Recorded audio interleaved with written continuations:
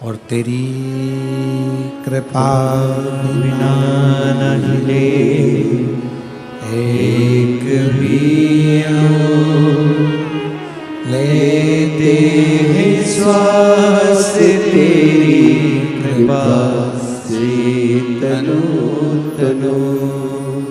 बखान क्या करूं मैं राखों के ढेर का, चपटी भभूत में खजाना कुबेर का।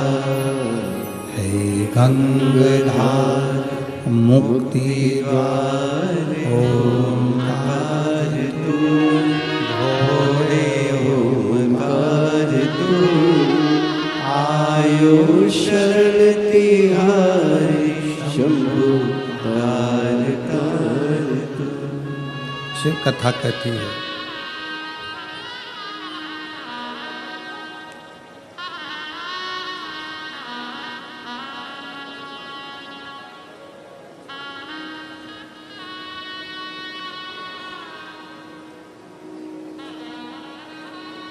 भगवान शंकर में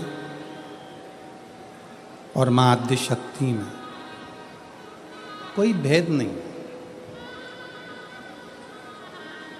शिव और शक्ति ये दोनों एक हैं।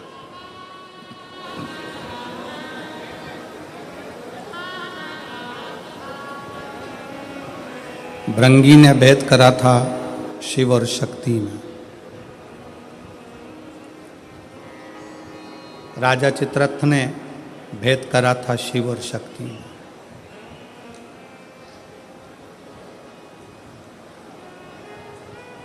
इन दोनों में कोई भेद नहीं। शंकर और मां दुर्गा भवानी, मां आद्य शक्ति, मां तुलजा माई, सब एक।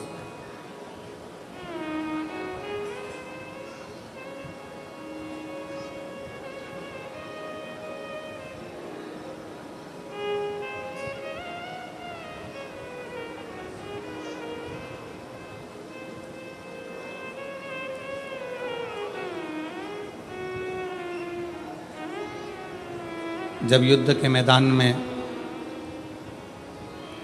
छत्रपति वीर शिवाजी महाराज, छत्रपति वीर संभाजी महाराज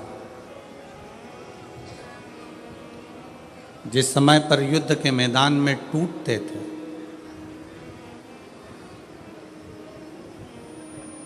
तो एक शब्द की गर्जना उस युद्ध के मैदान में होती थी, जय भवानी। कौन सी गर्जना होती थी?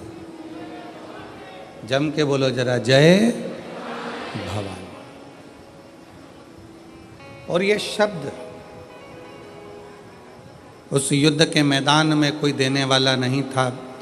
वीर छत्रपति संभाजी महाराज को, वीर छत्रपति शिवाजी महाराज को ये शब्द दिया था जीजाबाई।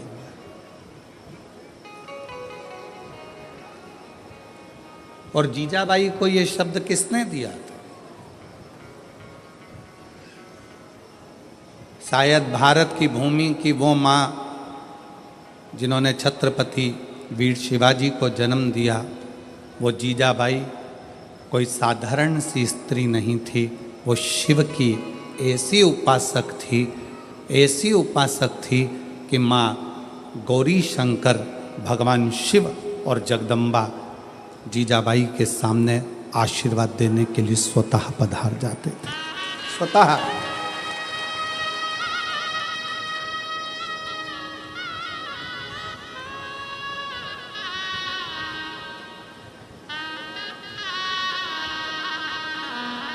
आज भी महाराष्ट्र के पवित्र भूमि पर, धरा पर सनातनी आवाज लगाता है तो जय भवानी, जय शिवा आवाज लगा। क्योंकि ये भवानी शब्द में, देवी शब्द में, जगतजननी शब्द में शक्ति का प्रतिबिंब है, उस शक्ति में शिव का प्रतिबिंब है।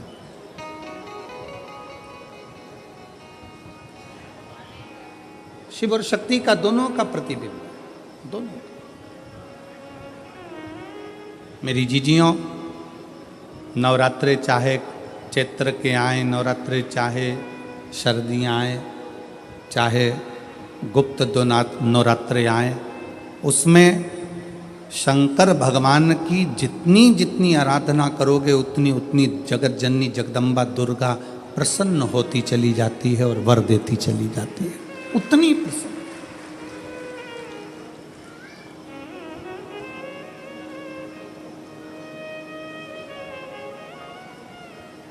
कई लोगों को हमारी बात में कई लोग कहेंगे, गुरुजी हमने निमंत्रण दिया, आप हमारे मंदिर नहीं आए, कोई कहेगा आप हमारे यहाँ नहीं आए, कोई कहेगा आप हमारे मंदिर नहीं पहुँचे, कोई कहेगा आप हमारे यहाँ नहीं आए। हम हाथ जोड़ के क्षमा चाहते हैं कि नवरात्रे चल रही थी और इस नवरात्रे में हमारी शंकर का अनुष्ठान बहुत ज़रूरी है, क्योंकि उस अनुष्ठान का फल केवल हम अकेले को नहीं मिलता, उस अनुष्ठान का फल इस व्यासपीठ से जिनकी गोद खाली है और जिनकी जेब खाली है उन सबको प्राप्त होगा। एक संत, एक साधु, एक तपस्वी, एक साधक, एक उपासक, एक गुरु कोई भी पूजन करता है, कोई भी अनुष्ठान करता है, कोई भी पाठ करता है, केवल उसके लिए नहीं होता। उसको जितने लोग फॉलो करते हैं, जितने लोग उसको सुनते हैं, जितने लोग उसको समझते हैं, जितने लोगों का उस पर दृष्टि पड़ती है, वो सारा पुण्य उन जीवों को प्राप्त होते चले जाते, उन जीवों।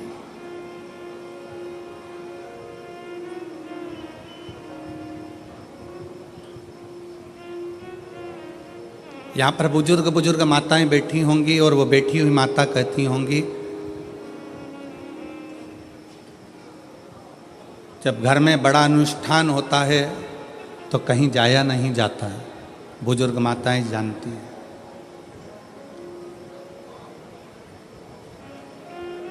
और प्रत्येक नवरात्रे में शिव और शक्ति में कोई भेद नहीं है, दोनों एक है, दोनों में कोई भेद। वो जैसे संत तुकाराम जी ने कहा था, राम कहो चाहे कृष्ण कहो, दोनों में कोई भेद नहीं है।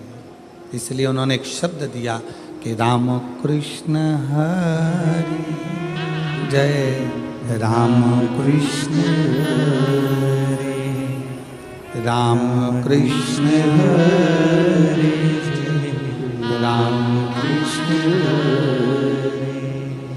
राम कृष्ण हरि जय, राम कृष्ण हरि, राम कृष्ण हरि जय, राम कृष्ण हरि, राम कृष्ण हरि जय, राम कृष्ण हरि, राम कृष्ण हरि जय, राम कृष्ण।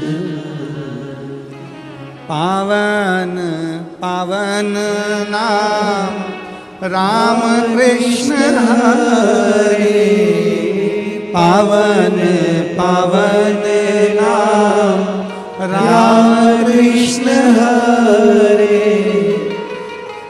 राम कृष्ण हरि जय, राम कृष्ण हरि, राम कृष्ण हरि जय, राम कृष्ण हरि। शिव में शक्ति में कोई अंतर नहीं, राम में कृष्ण में कोई अंतर नहीं है, शिव में नारायण में कोई अंतर नहीं है, ब्रह्मा विष्णु और महेश में कोई अंतर नहीं है।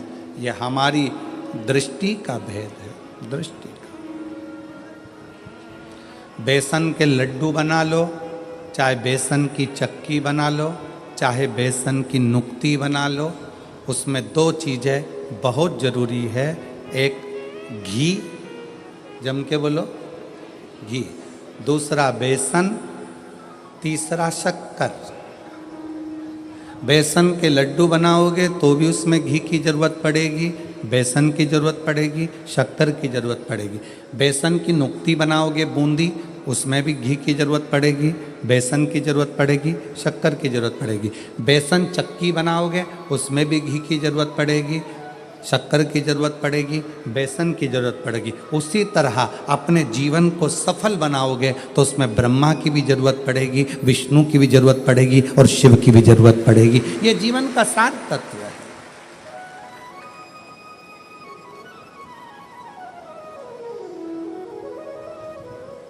दुनिया कितनी भी भेद कर दे, कोई कहे हम राम वाले हैं, कोई कहे हम कृष्ण वाले हैं, कोई कहे हम नारायण वाले हैं, कोई कहे हम इस वाले हैं, कोई कहे हम उस वाले हैं, आपको भेद नहीं करना।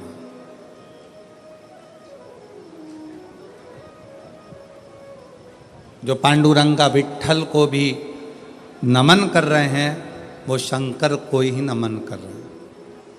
जो शंकर को नमन कर रहे हैं वो पांडुरंगा विट्ठल को नमन कर रहे हैं। दोनों में कोई भेद नहीं।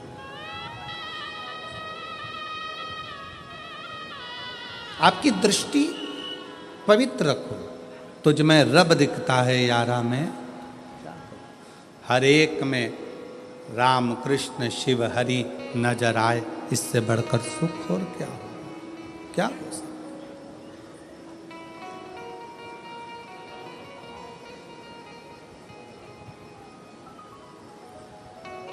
उसकी दृष्टि, उसको पहचानना, उसको जानना बहुत सा। एक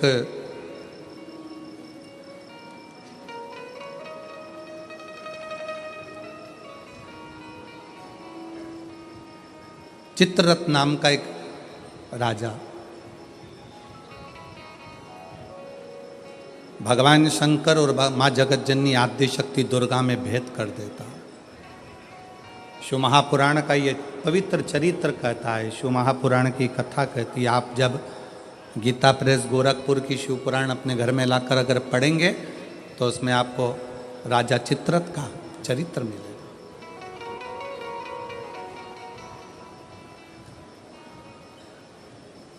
चित्ररथ का चरित्र जब आप दर्शन करेंगे तो राजा चित्ररथ ने शंकर पार्वती जी के सामने जाकर मां आद्य शक्ति को शिव जी के नजदीक में उनके गोदी में बैठे हुए देखा।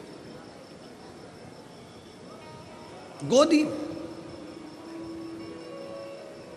भारत की भूमि पर ऐसे कई मंदिर हैं जिन मंदिर में शंकर जी की गोदी में पार्वती जी को बैठा हुआ दिखाया गया। आप लोगों ने ऐसी मूर्ति का दर्शन कहीं ना कहीं करा ही होगा, आपके स्मरण में होगा।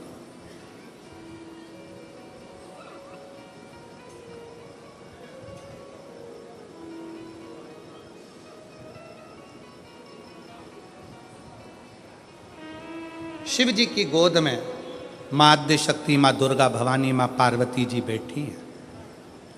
इस गोद में श्री कार्तिकेय जी बैठे हैं और पार्वती जी की गोद में श्री गणेश जी महाराज बैठे हैं। जरा स्मरण करिएगा, कभी यदि आपके सामने ऐसा कोई फोटो, ऐसा कोई चित्र व्हाट्सएप पर, सोशल मीडिया में आए तो इसमें संशय मत करना, इसको समझना कि शिवजी ने अपनी गोद में, भगवान शंकर ने अपनी गोद में पार्वती जी को बिठाकर रखा है और पार्वती जी की गोद में श्री गणेश जी महाराज हैं। शिवजी की दूसरी गोद में, दूसरी जंघा पर भगवान श्री षडानंद कार्तिकेय जी विराजमान। और इस दर्शन को राजा चित्ररथ ने देख लिया। राजा चित्ररथ और राजा चित्ररथ ने देखा, हंसने लगा। बताओ, जगत का पालनहारा, जगत का पिता और जगत धात्री मां दुर्गा, जगत को चलाने वाला, जगत का देवता, जगत का देव अधिदेव महादेव और जगत जननी दुर्गा, ये कैसे बैठे हैं? ये बैठे कैसे हैं? महाराज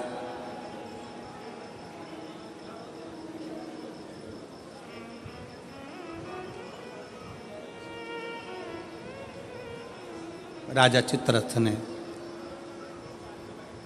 पार्वती जी को और शिव जी को बैठा देखकर मन में गलत भाव उत्पन्न कर दिया, गलत विचार।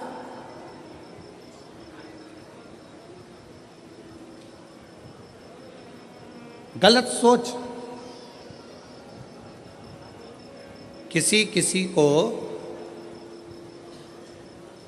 पूजन करते समय भी गलत गलत विचार आते हैं, किसी किसी को मंदिर जाते समय गलत गलत विचार आते हैं, किसी किसी को मंदिर में पूजन करते करते गलत गलत विचार आते हैं, किसी किसी को पूजन करते समय गंदगी दिखती है, गलत विचार आते हैं। स्त्री के बारे में, पुरुष के बारे में, उसकी अवस्था के बारे में, उसके नग्न स्वरूप के बारे में, उसकी चित्त वृत्ति में गलत गलत दृष्टियां आने लगती हैं। गंदा भोजन उसकी दृष्टि में आता है जब वो पूजन करने बैठता है, भजन करने बैठता। कई लोग हैं ऐसे, और जिनकी भी दृष्टि में इस तरह की अगर बातें आ रही हैं कि मैं पूजन करने बैठी हूँ, मेरी गलत सोच हो रही है, गलत विचार आ रहे हैं, इस चक्कर में वो पूजन करना बंद कर देती है, इस चक्कर में पूजन करना बंद कर देता है, मंदिर जाना बंद कर देता है कि मैं मंदिर जाऊँगा, गलत सोचने में आएगा, गलत दृष्टि में आएगा। गलत कर नहीं रहा है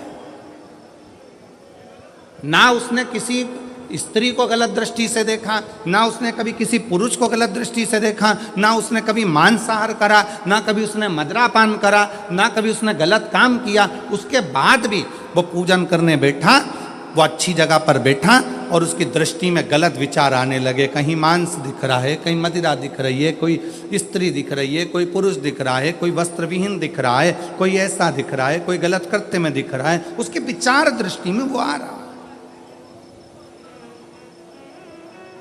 और कई बार लोग परेशान हो जाते हैं कि गुरुजी ऐसा क्यों हो रहा है, हम तो अच्छा करने के लिए गए, हम तो मंदिर गए, हम तो भगवान के भजन करने के लिए गए, हम तो स्मरण करने के लिए गए, फिर हमारी चित्तवृत्ति में ये कैसे आ रहा है, हमारे सोच में ये कैसे आ रहा है, हमारे विचार में ये कैसे आ रहा है। और जब शिव पुराण कहती है राजा चित्ररथ की बुद्धि में भी यह गलत विचार आ गया था, केवल संसार के मनुष्य की बुद्धि में नहीं, राजा चित्ररथ की बुद्धि में भी यह विचार आ गया था। ये शिव महापुराण की कथा कर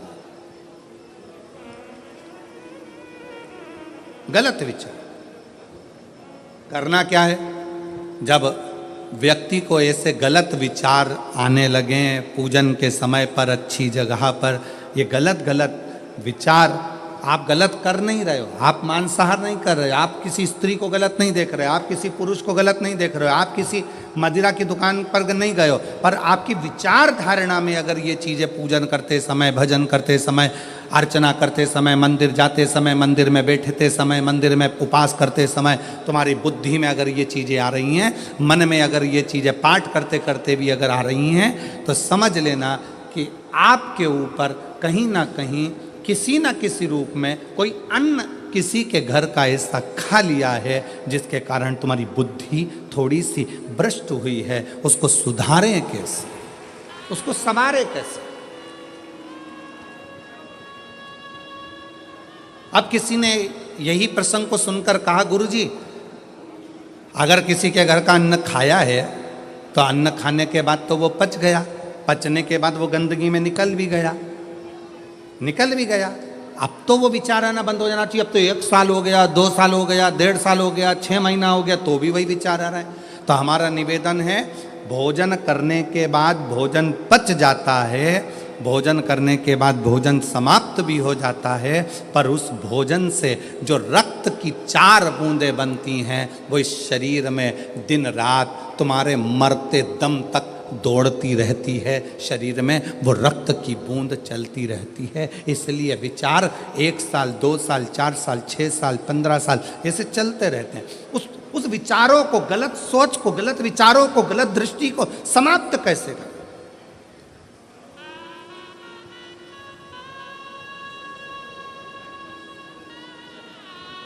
राजा चित्ररथ का चरित्र कर, तब राजा चित्ररथ ने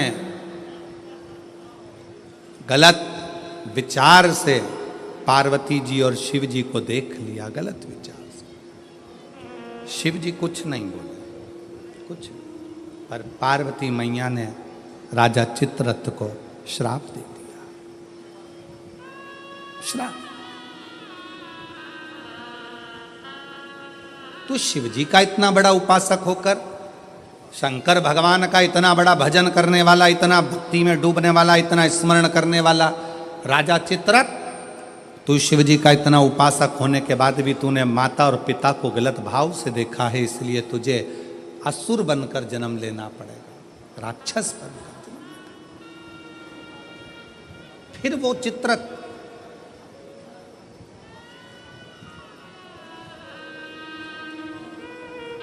वृत्रासुर के रूप में जन्मा। क्या नाम हुआ था उसका? वृत्रासुर,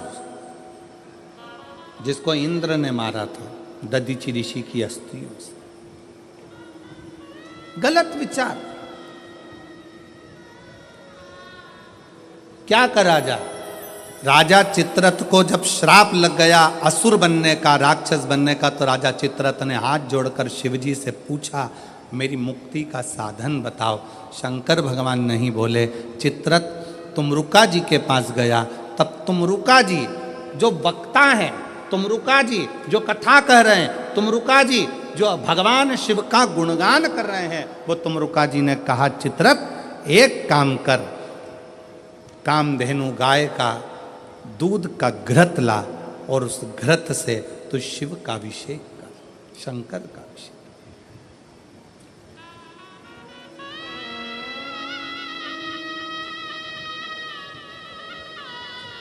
मेरी जीजियों, मेरे जीजाओं, मेरी बेटियों, बेटाओं, मेरी माताओं, मेरे भाई, मेरे बांधव, अपने को भी अगर गलत विचार आते हों, पूजन के समय पर पाठ करते करते गलत जगह पर अपना मन जा रहा हो, तो 5 प्रदोष एक कटोरी में 1 चम्मच घी गाय का, देसी गाय का 1 चम्मच घी, 1 चम्मच भी ना हो तो आधी चम्मच घी, आधी चम्मच भी अगर घर में ना हो तो 2 बूंद घी, 2 बूंद भी ना हो तो देसी गाय का 1 बूंद घी अपनी हथेली में मध्य में लगाकर, जो शंकर भगवान का,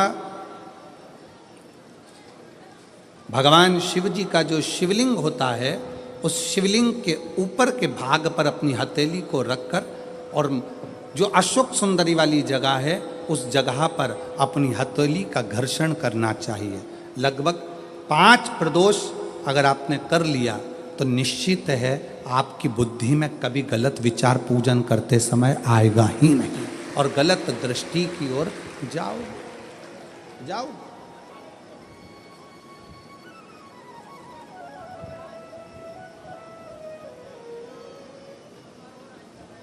वेद लक्षणा गाय, देसी गौ माता का घृत जीवन को एक आनंदता देता है, आनंद।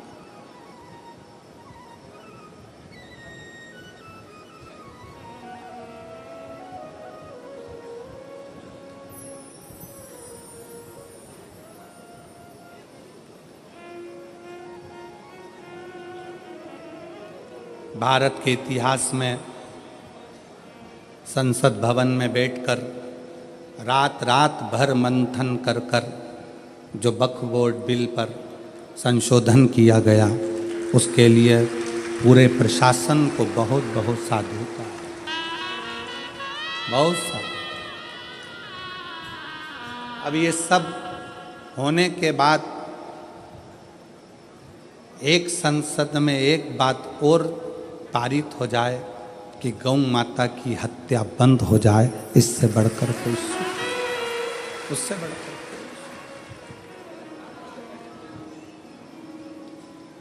गौ माता का, देसी गाय का घृत, वेद लक्षणा गाय का 1 बूंद घृत हाथ की हथेली पर लगाकर शिवलिंग के ऊपर और अशोक सुंदरी की जगह पर घर्षण करने से जो गलत विचार, गलत सोच, गलत दृष्टि, गलत भाव, ये समाप्त हो जाता,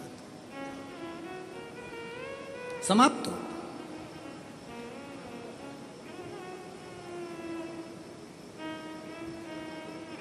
जिसने दिल से शिव की आराधना, राजा चित्ररथ ने पूछा है,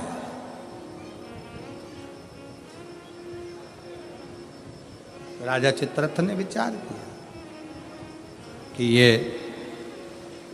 राजा चित्ररथ कह रहे हैं कि मुझे बताओ कि मेरी मुक्ति कैसे हो, मोक्ष कैसे होगा। मैंने तो गलत सोच लिया, मैंने तो गलत विचार कर लिया, मैंने तो गलत दृष्टि रखी, मेरी बुद्धि में तो ये गलत भाव आ गए, मुक्त कैसे। कल की कथा में कहा था,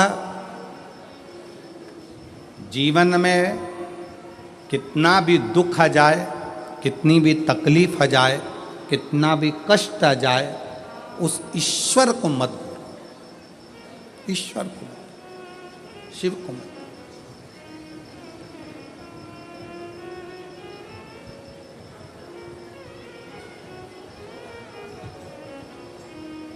उसको हर पल याद करते हो, उसको हर क्षण स्मरण करते हो, हर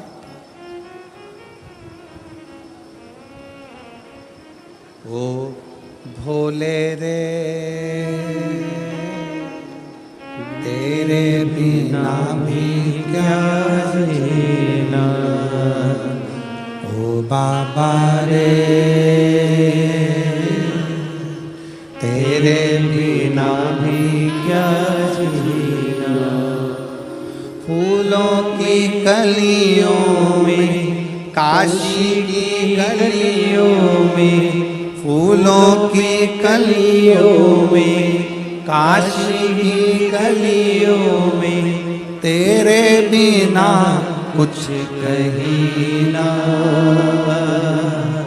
तेरे बिना भी क्या जीना, ओ बाबा रे तेरे बिना भी क्या जीना, ओ शंभू रे तेरे बिना भी क्या जीना। फूलों की कलियों में, काशी की गलियों में, फूलों की कलियों में, काशी की गलियों में, तेरे बिना कुछ कहीं ना, तेरे बिना भी क्या जीना, ओ बाबा रे तेरे बिना भी क्या जीना, ओ शंभू रे तेरे बिना भी क्या जीना। उस शिव की हर पल याद करते रहो, हर घड़ी।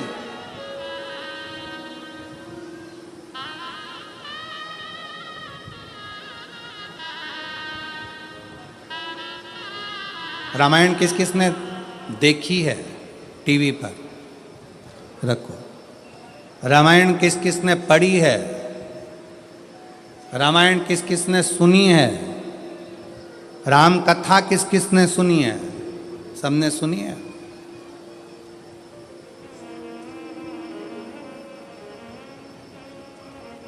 राम जी पर ऐसा कौन सा दुख था जो नहीं आया,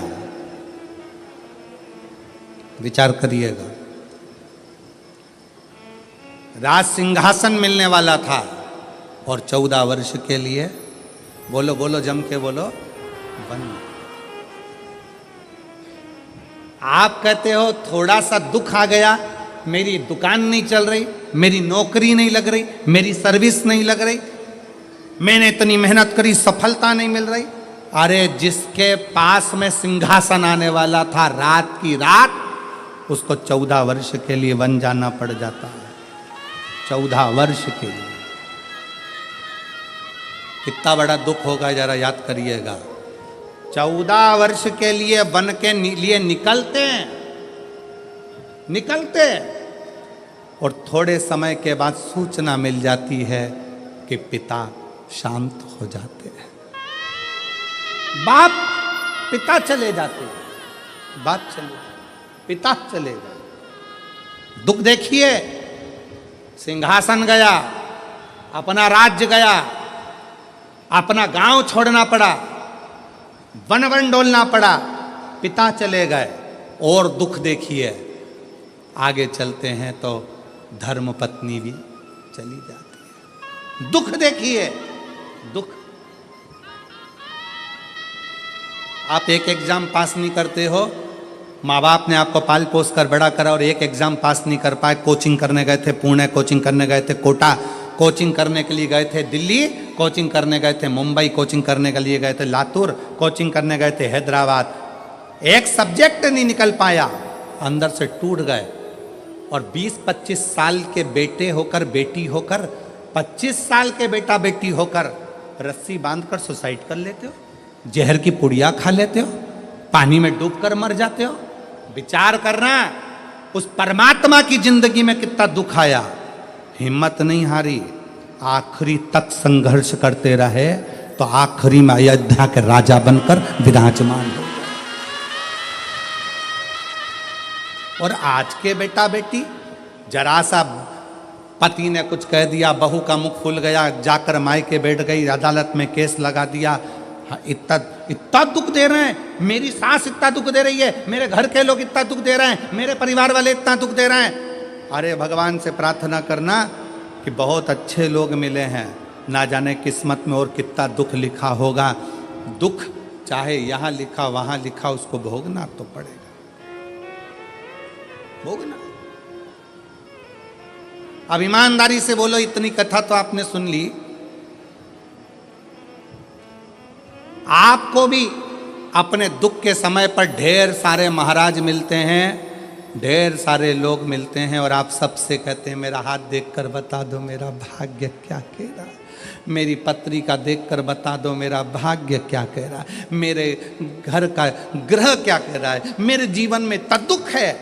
तुमसे ज्यादा राम जी को मिले थे गुरु विश्वामित्र जैसे, वाल्मीकि जैसे, गुरु बाबा, ढेर सारे आंत्री जैसे बड़े बड़े तपस्वी गुरु मिले थे। राम जी ने एक से भी नहीं कहा कि मेरा हाथ देखकर बताना, कि मेरी किस्मत देखकर बताना। राम जी ने केवल एक बात कही कि समय मिल जाए तो मुझे कथा सुनाना, अगर मैं कथा सुनूंगा तो मेरी व्यथा समाप्त होती चली जाएगी, इसमें मेरी प्रतिष्ठा है। राम जी ने इतने बड़े बड़े विद्वान मिले पर हाथ नहीं दिखाया, राम जी ने इतने बड़े बड़े विद्वान मिले पर अपनी पत्रिका नहीं दिखाई, राम जी ने इतने बड़े बड़े विद्वान मिले, किसी से नहीं पूछा कि मेरा दुख कैसे कटेगा, मेरी पत्नी चली गई, मेरा पिता चले गया, राज सत्ता चली गई, दर दर भटकना पड़ रहा है, 14 साल ठोकरे खा रहा हूं, मेरा भाग्य कैसे बनेगा। राम जी ने किसी से नहीं पूछा। जितने संत के दरवाजे पर राम जी जाते थे, हाथ जोड़कर संत पूछते थे क्या सेवा करें राघव, आपको क्या कहें। राम जी कहते थे बस कथा सुना दो, कथा सुना दो। क्यों? क्योंकि राम जी जानते थे दुनिया की सारी व्यथा केवल शिव कथा ही काट सकती है, इसके सिवाय कोई नहीं काट सकता। आप कथा कहो मुझे। जितने संत मिलते थे वो कथा कहते थे, कथा सुनते थे राघव, कथा श्रवण करते थे राघव, और अपने पथ पर चलते चलते पार्थिव शिवलिंग का निर्माण करते थे राघव। भारत की भूमि पर अयोध्या से लेकर लंका तक भारत सरकार ने राम पथ गमन बनाया है। पूरे राम पथ गमन पर चलकर देखिए, जितने राम पथ गमन पर राम जी के मंदिर नहीं मिलेंगे, जितने राम पथ गमन पर हनुमान जी के मंदिर नहीं मिलेंगे, जितने राम पथ गमन पर किसी देवता के मंदिर नहीं मिलेंगे, उतने राम पथ गमन पर केवल शंकर के मंदिर हैं। क्योंकि राम जी जहाँ रुकते थे वहाँ शिव का निर्माण करते थे, राम जी जहाँ रुकते थे वहाँ शंकर का निर्माण करते थे। क्यों? क्योंकि उनको मालूम है कि व्यथा मिटाने के लिए शिव की कथा बहुत जरूरी है, और शिव की कथा अगर हमारे अंदर आ गई तो व्यथा मिट जाएगी। और वही आज कथा कर रही है। आज शिव महापुराण की कथा क्या कर रही है? ये लाखों की भीड़, पंडालों में जगह नहीं है। आज कम से कम 11 लाख के ऊपर लोग होंगे, 11 से 12 लाख के ऊपर इस शाहदा की भूमि पर भक्त होंगे। पंडालों में जगह नहीं, गाड़ियों पर चढ़े हुए हैं, कहीं कहीं चढ़े हुए हैं, जगह कहीं नहीं पूरे पंडाल के अंदर। और इतनी भीड़ आज क्यों बैठी है?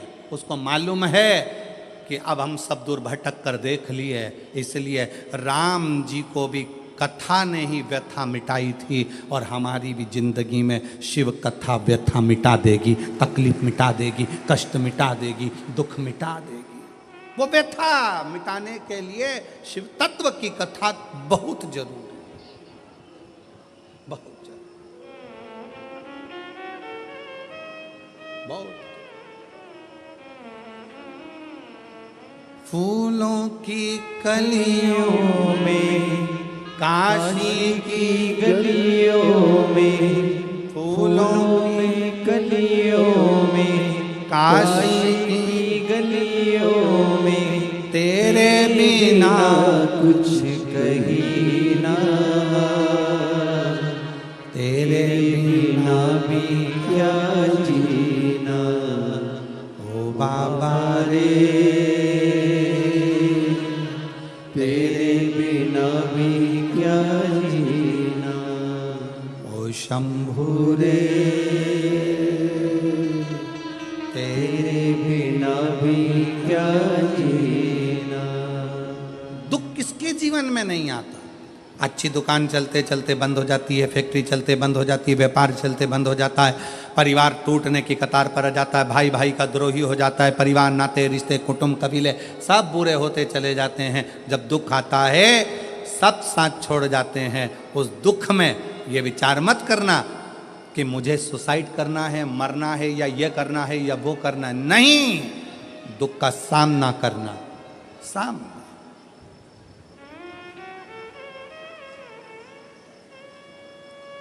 पढ़ो, जितने मेरे बेटा बेटी बैठे हैं उनसे निवेदन है, मेरी बहनों से, मेरी जीजियों से, मेरी बेटियों से खूब पढ़ाई करो। तुम्हारे पापा ने, तुम्हारी मम्मी ने तुम्हारे से बहुत आस लगाई है।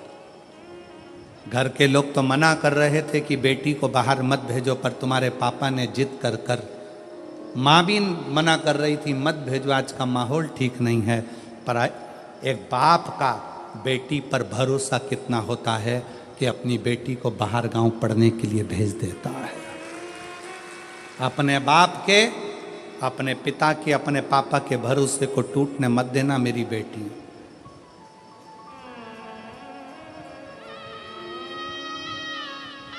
मेरे बेटा, तुम्हारे पापा की जेब में इतना पैसा नहीं है कि तुम्हें बड़े बड़े कोचिंग सेंटर भेजे, बड़े बड़ा डिप्लोमा कराए, बहुत अच्छे शहर में पढ़ने भेजे, बहुत अच्छा कॉलेज, बहुत अच्छा स्कूल में एडमिशन कराए। तुम्हारे पापा की जेब में इतना पैसा नहीं है। पर मेरे बेटाओं, याद रखना, तुम्हारा पापा ना जाने कहाँ से मेहनत कर कर तुम्हारा पिता ला ला कर तुमको पढ़ा रहा है, तुम्हें मंजिल तक पहुँचा रहा है। वो खुद नहीं पढ़ पाया, खुद आगे नहीं बढ़ पाया, पर अपने बेटे से उसको बहुत आस लगी है। इसलिए बेटा याद रखना, खड़े होना तो सनातन धर्म की लाइन में खड़े होना, खड़े होना तो शिवालय की लाइन में खड़े होना, किसी दारू की दुकान पर मत खड़े होना।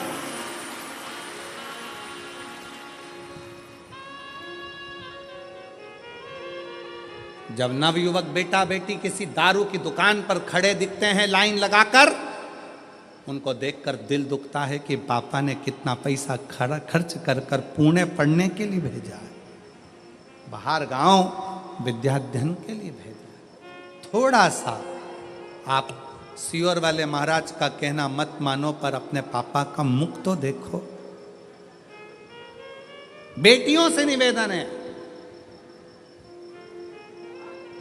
एक पिता ने अपने भरोसे पर तुम्हें पढ़ने के लिए भेजा है।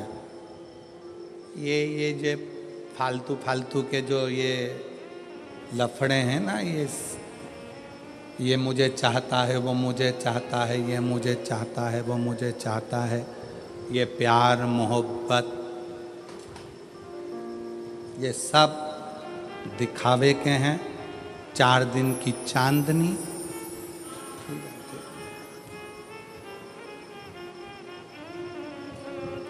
जो कहता है मैं तुझे रानी बना कर रखूंगा, घर लाते से ही नौकरानी बना देता है। इसलिए सावधान, सावधान, सावधान। अपने पिता के अरमानों को टूटने मत दो। किसी आड़े तेड़े नत्थु खेरे की ओर तुम्हारी दृष्टि ना जाए। अपने अरमानों को, अपने पिता के अरमानों को ध्यान रखो।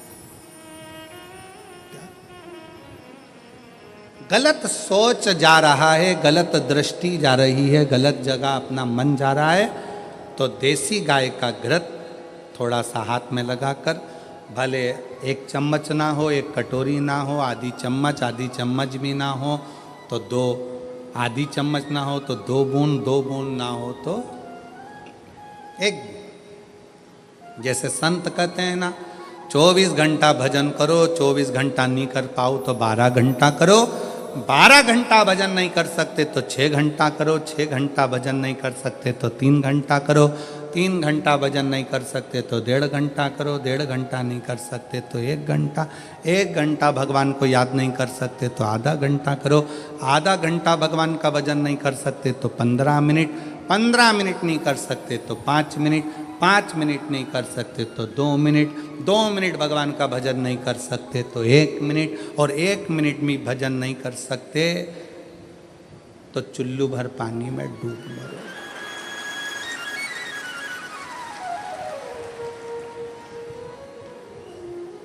इससे जोरदार कोई बात नहीं हो सकती।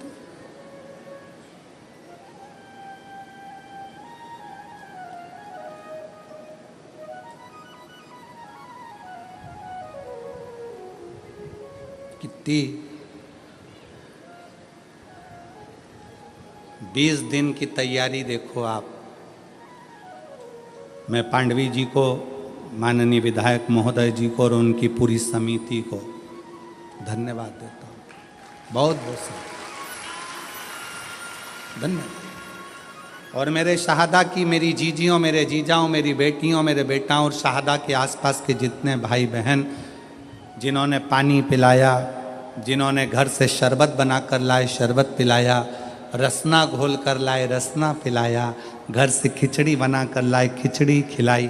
यहाँ तो विधायक जी ने, समिति ने भोजन की बहुत अच्छी व्यवस्था करी, पर साथ में कोई टॉफी, कोई बिस्कुट, कोई चॉकलेट, कोई कुछ खिलाते रहे पूरे पंडाल में। बाहर भी कल का नज़ारा आप अगर देखते ना, कल रात को कौन आए थे? आए थे आप लोग? कौन कौन आए थे? आए थे सब। कल रात का नज़ारा देखते तो ये सोचते ये अपना शहादा है कि और कहीं आ गए। रात का नज़ारा, इधर ट्रैफिक जाम, उधर ट्रैफिक जाम, उधर ट्रैफिक जाम, और डीजे, बैंड बाजे और माताएं हरिओम में ओम समाया है और मेरा भोला शहादा में आया, और चलने दो, और नाचना और कूदना, और भोजन बांटने वाले भोजन बांट रहे, पानी वाले पानी, बिस्कुट वाले बिस्कुट। ऐसा लग रहा जैसे शंकर जी की बारात आई और हिमालय राज स्वागत करने में लगा हुआ। हिमालय राज स्वागत करना, सब अलमस्त होकर खूब। जो अकड़ में नहीं आए, कई लोग ऐसे थे जो एक दिन भी आकर दर्शन नहीं कर पाए। समय नहीं मिला गुरुजी, समय नहीं मिला, समय नहीं मिला, समय।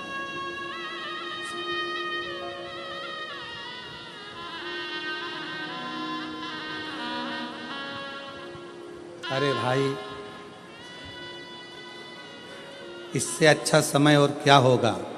बताओ जरा, ईमानदारी से बोलो, इससे अच्छा समय क्या होगा?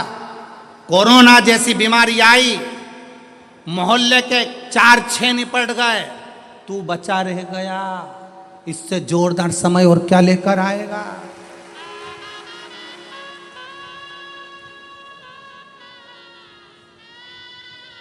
तू बचा रह गया, और जिसमें बीमारी थी, शुगर थी, बीपी था, थायराइड था, सब बीमारी थी, और चाहता तो कोरोना तुझे चिपक जाता। पर शंकर जी ने कहा रहने दे, सादा में कथा सुनेगा, कहाँ माथा बच्ची करे इसके लाके, रहने दे इसके नीचे। और उसके बाद भी क्या समय नहीं मिला, तो भगवान ने भी कह दिया ठीक है। इतनी जोरदार कथा का आनंद नहीं ले पाया, समय नहीं मिला। मैंने तुझे कोरोना से बचाया इसलिए था कि सादा में जब विधायक जी कथा कराए तो आ जाना, तुझे बोले कौन?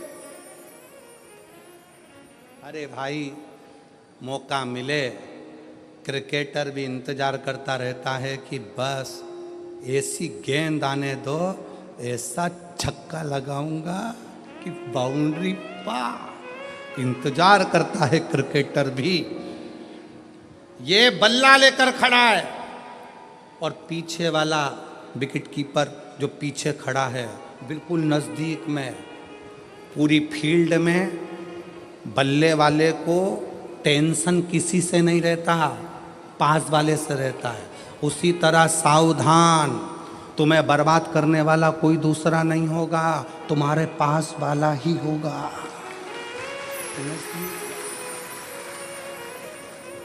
वो गेंद फेंकेगा तब तक तो दौड़ जाओगे, उधर से गेंद आएगी तब तक भाग जाओगे, एक रन बना लोगे। टेंशन पीछे वाले से है, बिल्कुल पास में खड़ा है, तैयारी में, गेंद आए और दूं विकेट में। बस ऐसे संसार के कई लोग इंतजार कर रहे हैं। खूब उड़ रहा है, खूब आगे बढ़ रहा है, गिरने दे विकेट, और इंतजार करते हैं रिश्ते नाते कुटुंब कबीले, एक बार डाउन में आ, ऐसी ऐसी उड़ाऊंगा कि डीजे भी हल्के पड़ जाएंगे और सारे मोहल्ले में डोंडी पीट जाऊंगा। वो तो ऐसा था। कहां? इसलिए हर दिन, प्रत्येक दिन आपके लिए अच्छा है। ये मत सोचो कि दान मुझे कल करना है, भजन मुझे कल करना है, परसों करना है, कल कभी नहीं आता। इसलिए आज का जो दिन है वो बड़ा सुंदर दिन है। दान भी करो, भजन भी करो, कीर्तन भी करो, स्मरण भी करो, भोजन भी करो। अभी अपने दांत अच्छे हैं, सोफा सेट पूरा अच्छा है, तो चने गुड़ सब खाओ। मक्का की रोटी, ज्वार की रोटी, बाजरा की रोटी हमारे अग्रवाल जी ने रोज खवाई।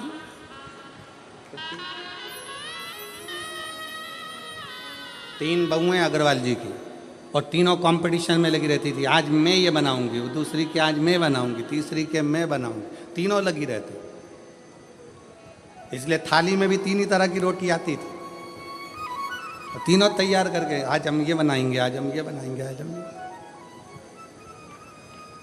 मौका मिली सेवा का मौका।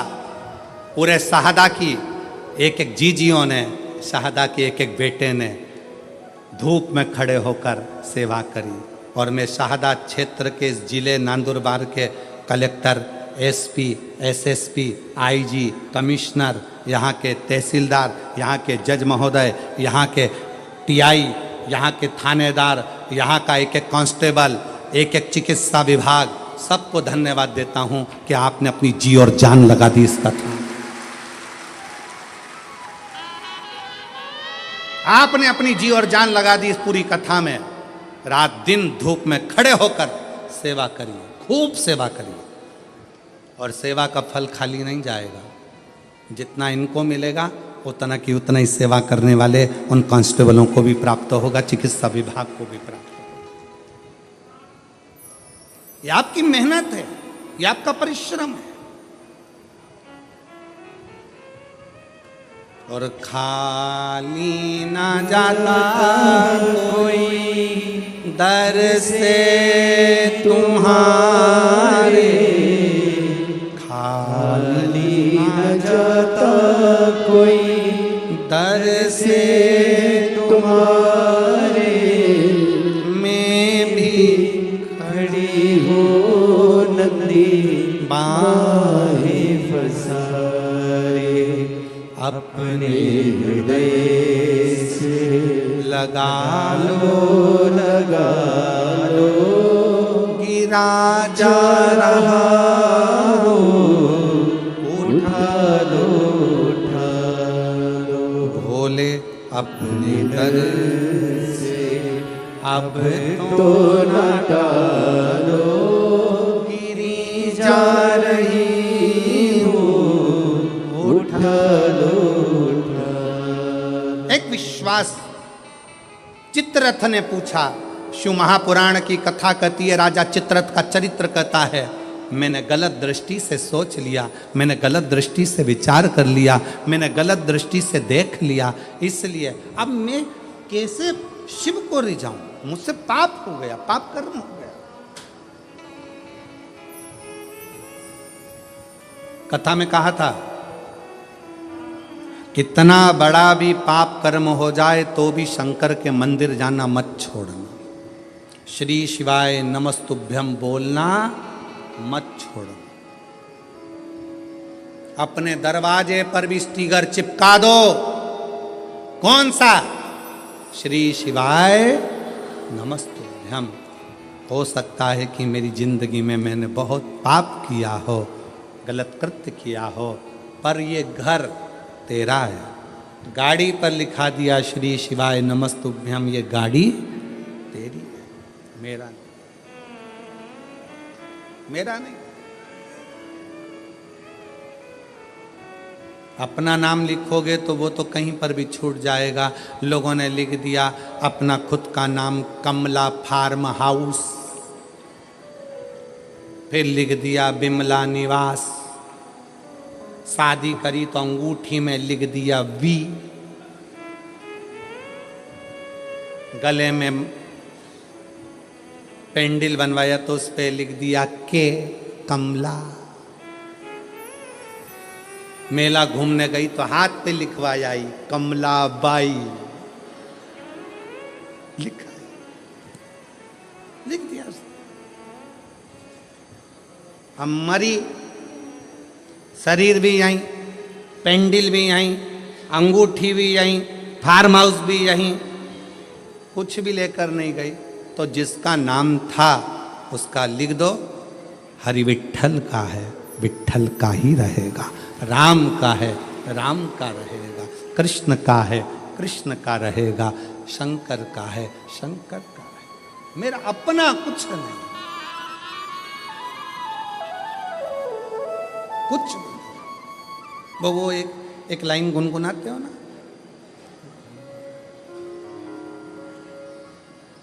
भंवरे ने खिलाया फूल फूल को ले गया,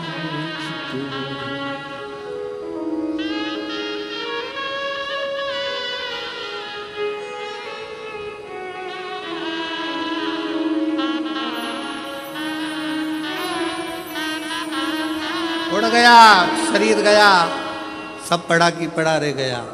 भंवरे ने खिलाया फूल फूल को ले गया, भंवरे तू कहना ना भूल भूल तेरा हो गया इधर उधर। भंवरे ने खिलाया फूल फूल को ले गया, ये सब पढ़ा रहा, संसार छूट गया। उस लाइन पर ध्यान दें, भंवरे तू कहना ना भूल भूल तेरा हो गया इधर उधर। भंवरे ने खिलाया फूल फूल तो ले गया। संसार सागर में आए थे, फूल खिला था, समय पूर्ण हुआ, फूल लेकर चले गया। जितनी फूल की सुगंध थी संसार सागर में दे सकते थे, दे दो, दो। मक्खी देखी है? अरे बोलो तो जम के, मक्खी देखी है? अच्छी जम के बोलो, देखी है? अच्छा, शक्कर पर बैठती है ना, गुड़ पर बैठती है, मिठाई पर बैठती है ना। रात के समय पर शक्कर का डिब्बा खोल कर रख दो, रात के समय पर गुड़ का डिब्बा खोल कर रख दो, रात के समय पर गुलाब जामुन खोल के रख दो, रात के समय पर रसगुल्ला खोल के रख दो, मक्खी आएगी? नहीं। मक्खी बहुत समझदार होती है। रात में मक्खी कभी नहीं आती, दिन में आती है। इसलिए मक्खी दिन में शक्कर के डब्बे के पास आती है, मक्खी दिन में गुड़ के पास आती है, पर मक्खी रात में नहीं आती। और यही शिव महापुराण की कथा कहती है, जब आपके दिन अच्छे होते हैं तो कोई तुम्हारे दरवाजे पर हाथ फैलाने आता है, अंधेरे में कोई नहीं आता। जब बुरे दिन होते हैं तब कोई नहीं, कौन आएगा? मक्खी दिन में आती है शक्कर खाने, मक्खी दिन में आती है गुड़ खाने, रात के समय डब्बा खोल के रख दो, मक्खी नहीं आएगी। आपके अच्छे दिन हैं तो लोग आएंगे, काका जी हमारे को जरा बेटे की फीस जमा करना है, भैया भूख लगी है, दादा प्यास लगी है। आपके दिन है इसलिए आ रहे हैं। आपके दिन नहीं होंगे ना, रात होगी ना, कोई नहीं आएगा। जब आपके पास में कुछ नहीं होगा कौन मांगने आएगा? कौन रिश्तेदार, कौन नातेदार, कौन कुटुंब, कौन मोहल्ला, कौन आएगा? दिन है तो लोग आ रहे हैं। अगर आज कोई तुम्हारे को कुछ कह रहा है सुनो, क्योंकि आज आपका दिन है।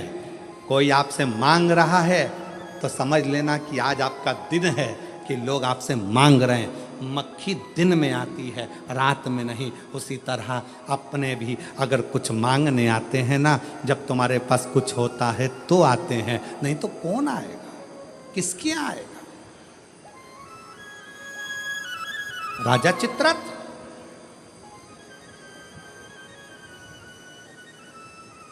और राजा चित्ररथ ने हाथ जोड़कर प्रार्थना करी, मेरी गति सुधार दो। गलती हो गई, इस गलती को कैसे सुधारें? कहा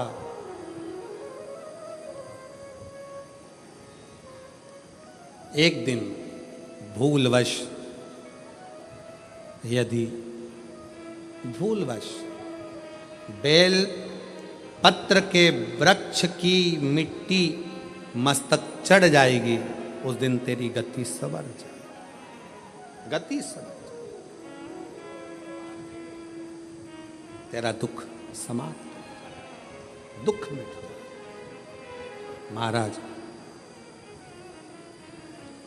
शिव कथा कह रही है, भगवान शंकर का चरित्र कह रहा, शिव पुराण कह रही है। बृहस्पति बाबा का अपमान इंद्र की सभा में हो गया। देवगुरु बृहस्पति का अपमान। राजा इंद्र इतनी सत्ता में डूबा हुआ था, इतने वैभव में डूबा हुआ था, इतने आनंद में डूबा हुआ था कि गुरु भी आए तो सम्मान नहीं कर पाए। और जगत का जितना गुरु है वो शिव का एक रूप है। जगत में जितने माता पिता हैं वो शिव का एक रूप है। जगत में जितने बच्चे हैं वो शिव का एक रूप है। जगत में जितने जीव हैं सब शिव का एक रूप है, सब शिव का।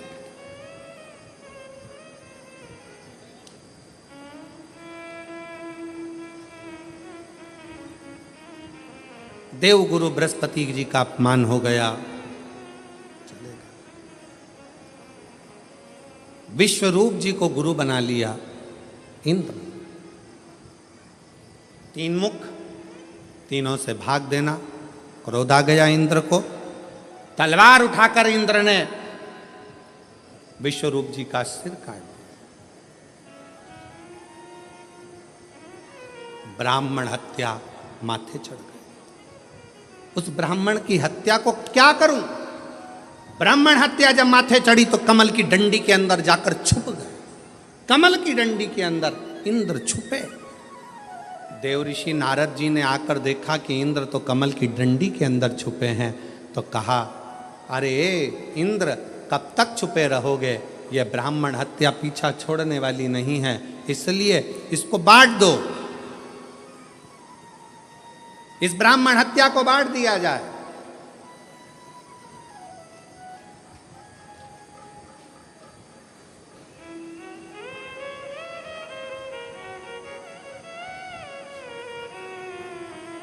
पाप कैसे बंटता है? पाप को बांटते कैसे? एक समझने वाला प्रसंग है। पाप को कैसे बांटा जाता है? इस ब्राह्मण हत्या को बांटो, पाप बांटा कैसे जाए? शिव महापुराण का एक संवाद आता है। एक राजा ने ब्राह्मणों का भोजन रखा, संतों का भोजन रखा, नगर में भोजन रखा। भोजन बन रहा था, खीर तैयार हो रही थी। तैयार होते होते खीर, इतनी देर में एक चील उड़ती उड़ती आई, सांप को पकड़ा लेकर चली। वो सांप खीर में गिर गया, उसका विष खीर में पड़ गया। खीर में पड़ा, किसी का स्मरण नहीं हुआ। जितने संत भोजन कर रहे थे वो सब मर गए,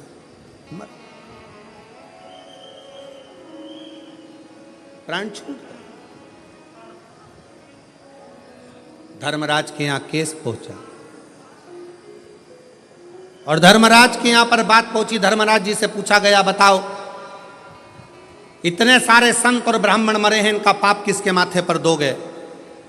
चील अपना पेट भरने के लिए भोजन ले जा रही थी, उसको सांप खीर में गिरा, उसको जो भोजन बना रहा था उसको, या जो भोजन करा रहा था उसको, या राजा जिसने भोजन ब्राह्मणों को खिलवाया उसको, जिसने निमंत्रण दिया था। धर्मराज मौन होकर बैठ गए। समय आएगा तब इस पाप को किसके माथे पर चढ़ाना है वो बता दिया जाए। ये ब्राह्मणों के मरने का पाप किसके माथे पर देना है, समय आएगा तब बता दिया जाएगा। इंतजार किया गया। इंतजार करते करते नगर की एक महिला ऐसी थी, एक स्त्री ऐसी थी जो दिन रात राजा को कोसती थी। बताओ कैसा खोलला राजा है, इतने बामनों को खा गया, ब्राह्मणों को खीर खिला दी, ब्राह्मण मर गए, संत मर गए, संत मर गए, राजा ऐसा, राजा वैसा, राजा ऐसा, राजा वैसा, खूब कोसती। अब फिर धर्मराज से पूछा, अब बताओ कि ब्राह्मणों के मरने का, संतों के मरने का पाप किसके माथे पर रखना है?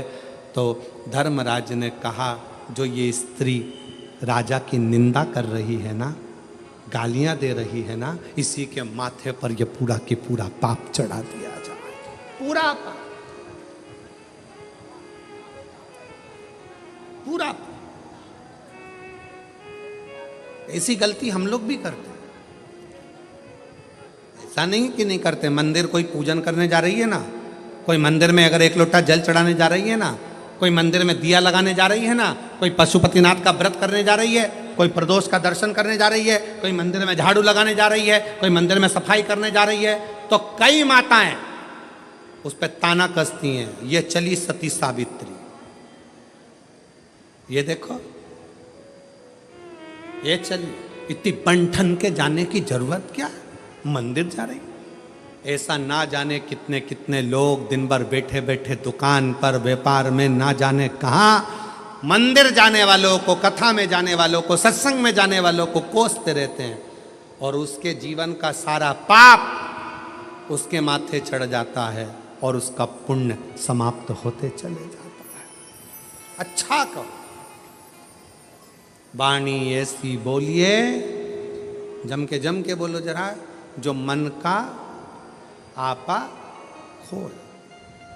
फिर से बोलो, वाणी ऐसी बोलिए जो मन का आपा खोए। पर आज के जमाने में वाणी ऐसी बोलिए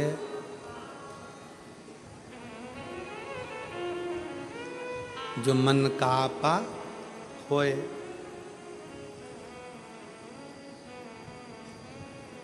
सोच समझकर, विचार कर कर अच्छा बोलने का प्रयास करो। अच्छा,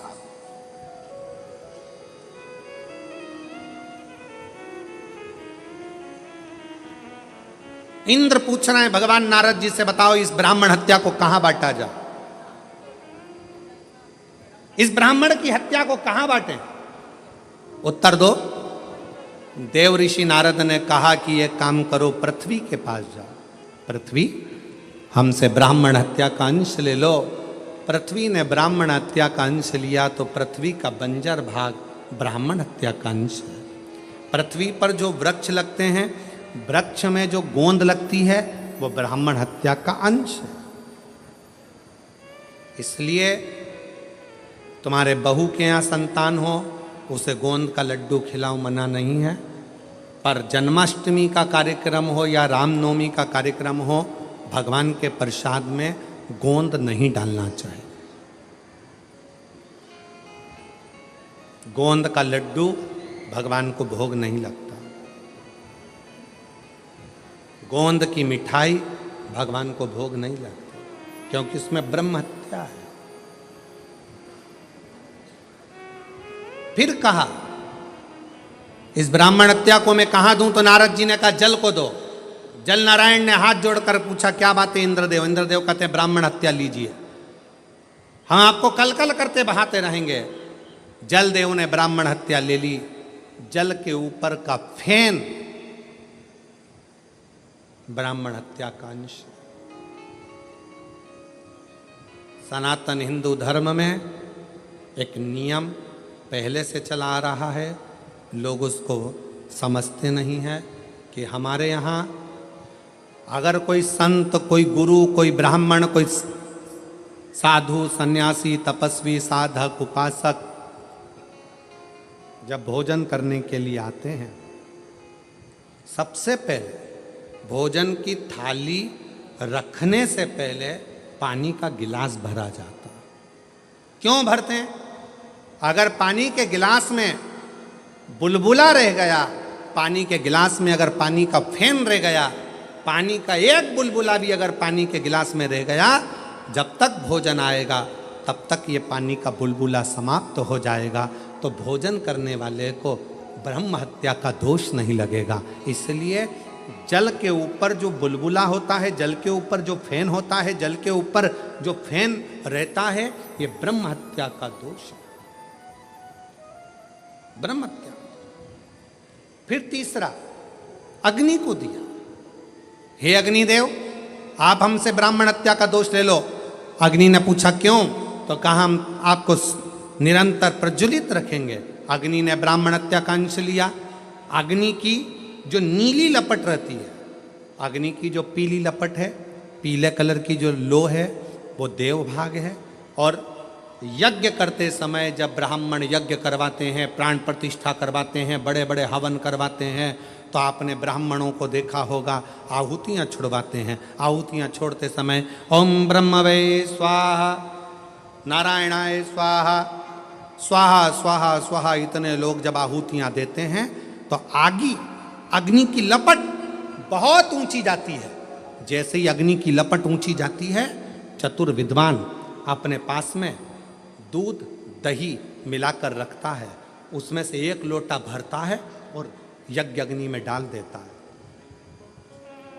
हवन करने वालों को खुशी क्या होती है कि इतनी तेज आंच हो गई, पर ब्राह्मण देखता है, विद्वान देखता है, आगे अगर ज्यादा ऊंची जाएगी उसमें नीली लपट आ जाएगी, नीली लपट आ गई तो उसमें ब्राह्मण हत्या लग जाएगी, यज्ञ खंडित हो जाएगा।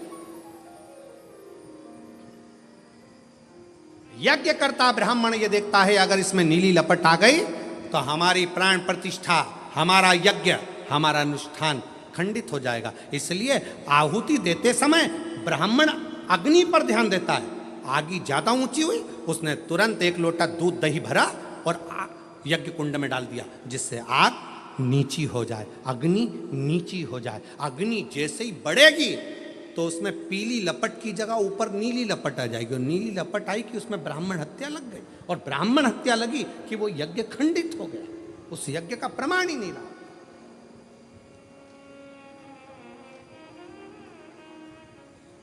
सीमित अग्नि, अग्नि को दिया ब्राह्मण हत्या का अंश। अब किसको दूं नारद? नारद जी ने कहा एक काम करो, स्त्री को दे दो। स्त्री से कहा आपको हम ब्राह्मण हत्या का अंश देते हैं, आप ले लीजिए, मेरा फायदा क्या है? कहा आपको प्राण छूटने तक हम सुंदर बनाकर रखेंगे। स्त्री ने कहा ठीक है, युवान अवस्था आपकी बनाकर रखें। स्त्री ने ब्राह्मण हत्या का अंश लिया। स्त्री का रजस्वला होना, रजोधर्म धारण करना, 5 दिन 7 दिन स्त्री जो कार्य नहीं करती है, ये रजोधर्म ब्रह्म हत्या का अंश है। 4 स्थान पर ब्राह्मण की हत्या को इंद्र ने बांट दिया। तब इंद्र कमल की डंडी से बाहर निकले, सिंहासन पर बैठने लगे। तब त्वष्टा बाबा ने यज्ञ कर कर वत्रासुर को उत्पन्न करा। ये वही वत्रासुर है जो शंकर और पार्वती में भेद कर दिया था, गलत दृष्टि से देख लिया था। वत्रासुर ने शिव जी से मांगा था, प्रभु मेरा कल्याण कैसे होगा। कहा दधीचि ऋषि जो मेरे उपासक हैं, जिनका बेटा पिपलाद जनमानस का कल्याण करेगा, वो दधीचि ऋषि मेरे सिवा किसी को नहीं भजें। उन दधीचि ऋषि की अस्थियां, हड्डियां तुम्हारे शरीर पर लगेगी और तुम्हारा कल्याण हो जाएगा। वत्रासुर के साथ में इंद्र का युद्ध हुआ। इंद्र हारने लगे। गुरु जी के पास गए, गुरुदेव बताओ नारद जी किससे युद्ध लड़ूं, कैसे जीतूंगा। कहा दधीचि ऋषि के पास जाओ, दधीचि बाबा से अस्थियां मांगो।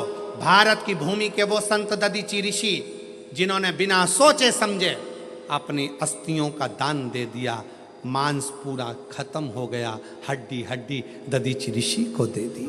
दधीचि ऋषि ने इंद्र को दे दी। इंद्र ने विश्वकर्मा जी को बुलाकर शस्त्र बनवाए। उस शस्त्र से वत्रासुर के साथ में युद्ध हुआ। दधीचि ऋषि की हड्डी का स्पर्श, दधीचि ऋषि की हड्डी का स्पर्श, एक शिव भक्त की हड्डी का स्पर्श जब वत्रासुर जैसे असुर को हो जाता है, तो वत्रासुर भी अपने प्राण त्याग कर शंकर के धाम में कैलाश में जाकर विराजमान हो जाता है। कैलाश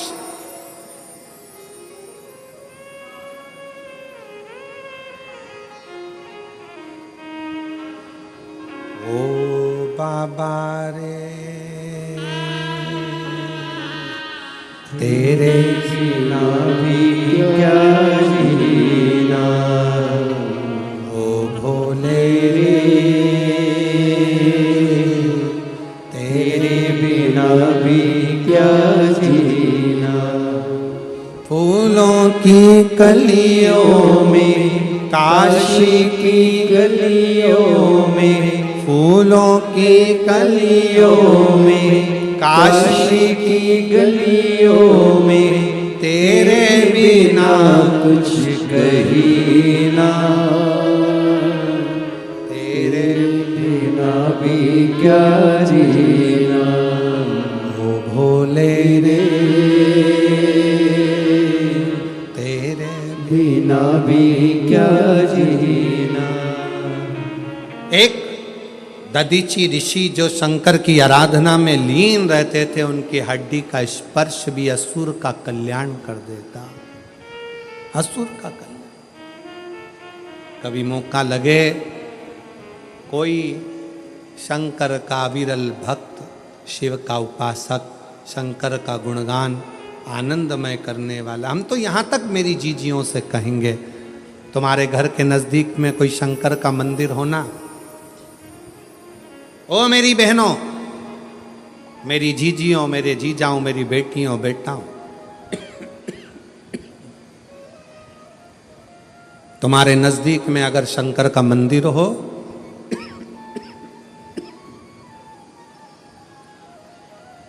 तो उस शिव मंदिर में सोमवार के दिन, प्रदोष के दिन यदि कुछ लोग एकत्रित होते हों, भजन करते हों, कीर्तन करते हों, कुछ नहीं तो अपने घर से एक बाल्टी में पानी भरकर उनको पिला कर आ जाया करो। पानी नहीं हो तो थोड़ी खड़ी शक्कर ले जाया करो, थोड़ा गुड़ ले गए, उनका मुख झूठा करा दिया करो। क्यों? क्योंकि शिव भक्त के शरीर की हड्डी का स्पर्श भी राक्षस को हो गया, वो तर गया। अगर कोई शंकर का भक्त है और उसका मुख हमने झूठा करा दिया तो हमारे घर के भंडारे कभी खाली नहीं होते, भरे।